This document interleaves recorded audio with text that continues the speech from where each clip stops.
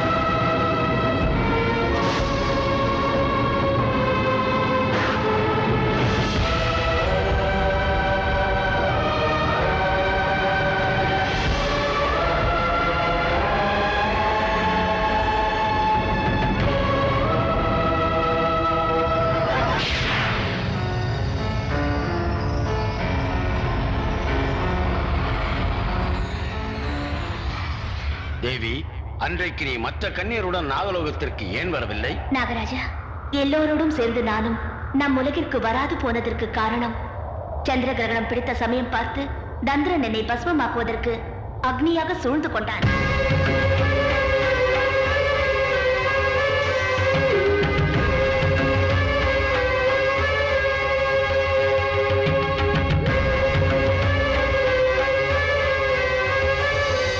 காப்பாற்றுகின்ற முயற்சியில் ஒரு அப்பாவியின் தந்தை மடிந்து விட்டார். அந்த பெண்ணை உலகம் துரதிருஷ்டசாலி என்கிறது. உறவினர் அழிப்பதற்காக முயற்சிக்கிறார்கள். என்னால் நிராதரவான அவளுக்கு வேண்டிய ஆதரவை தந்து விரும்புகிறவரை அவள் கணவனாக்கிவிட்டு வர வேண்டும் என்ற நல்ல எண்ணத்தினால் நம் உலக தர்மத்திற்கு விரோதமாக நடந்தேனே தவிர வேறு எந்த சுயநலமும் இல்லை. இன்று சுசீலாவுக்கு சுபகாரியம் நடந்தது. என் முயற்சி பலித்தது. எனக்கு மிக ஆனந்தமாக இருக்கிறது. நன்மை புரிந்ததனால் எந்த தர்மமும் தவறாகி விடாது. நீ நினைத்தது நடந்ததல்லவா? அம்மா போகலாம். வா தேவி.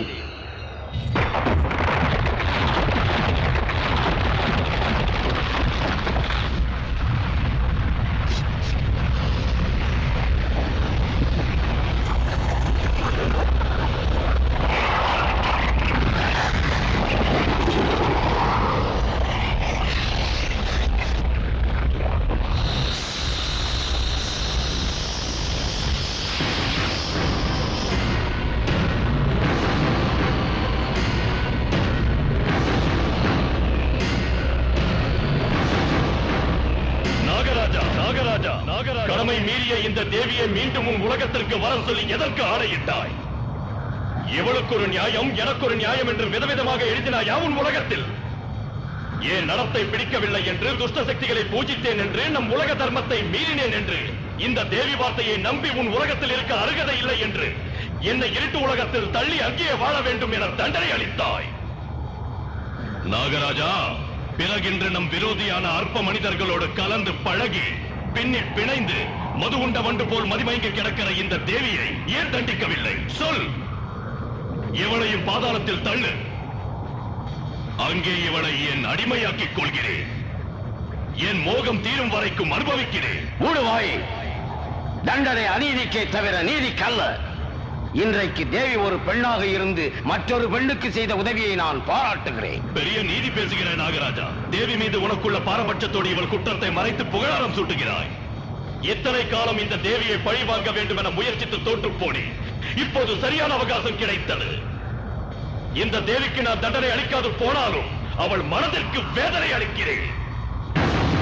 எவளுக்கு ஆதரவு கொடுத்து இவள் பூரிக்கிறாளோ, எவளை காத்தது பெரிய நியாயம் என்று நீ மகிழ்ச்சி அடைகிறாயோ, அவளுக்கு நரகத்தை காண்பிக்கிறேன்.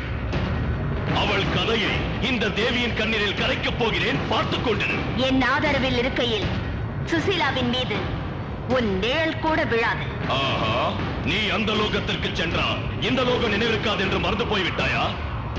இனி அவளை ஆதரிக்கிறது எங்கே?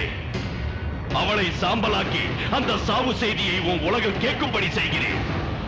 பூமி வெடிக்க கத்துகிறேன். இந்த நாகராஜர் கபாலம் பிளந்து போகிறதாட்டம் மலர்கிறேன். சுசீலா வாழ்க்கையை சிறிது சிறிதாக அழித்து மாய்க்கிறேன். இந்த தேவி என்ன, நீயும் முக்கோடி தேவர்கள் கூட என்னை அசைக்க முடியாத நாகராஜா. சுசீலாவை அழிப்பேன். இந்த பயங்கர நிலைமையில் நானும் மோடு வந்தால் சுசீலா வாழ மாட்டாள். அவளை காத்திட வேண்டும். அதனால் நான் இன்னும் கொஞ்ச காலம் இங்கு இருக்க உத்தரவு தாருங்கள். தந்திரனிடமிருந்து அவளுக்கு முழு விடுதலை கிடைத்த மறுகணம் இங்கு இருக்க மாட்டேன். இந்த ஒரு சந்தர்ப்பம் தாருங்கள். நல்லது தேவி. அவளுக்கு முதல் குழந்தை பிறந்தால் போதும். இனி அவளுக்கு எந்த அவதியும் இருக்காது. அந்த குழந்தை பிறந்த முகூர்த்த லக்கண ஜாதகப்படி அவளை யாரும் எதுவும் செய்ய முடியாது. உன்னால் உதவி செய்ய இயலாத போது என் ஆத்ம சக்தியை உனக்கு வரமாக தருகிறேன்.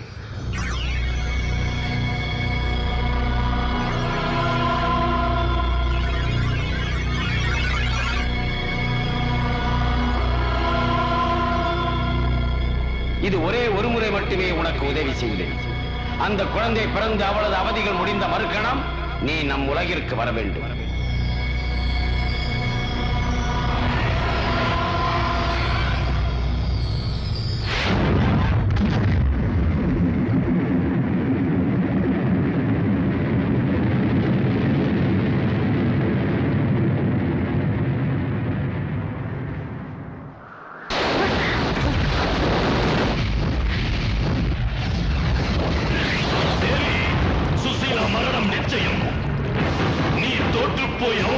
தலையை பிளந்து கொண்டு சாவது நிச்சயம். இது உங்கள் இருவர் நெற்றியிலும் நான் எழுதுகிற மரண சாசனம்.